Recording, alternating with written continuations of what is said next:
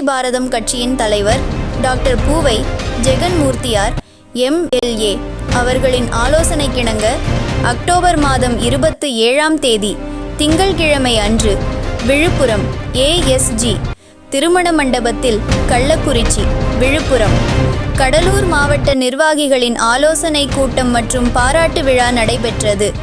பாராட்டு விழாவில் குறிஞ்சிப்பாடி சட்டமன்ற தொகுதியில் புதியதாக பொறுப்பேற்றுள்ள பொறுப்பாளர்கள் மற்றும் பழைய பொறுப்பாளர்கள் அனைவரும் புரட்சி பாரதம் கட்சியின் கடலூர் கிழக்கு மாவட்ட செயலாளர் சங்கரலிங்கம் அவர்களின் தலைமையில் கலந்து கொண்டனர்.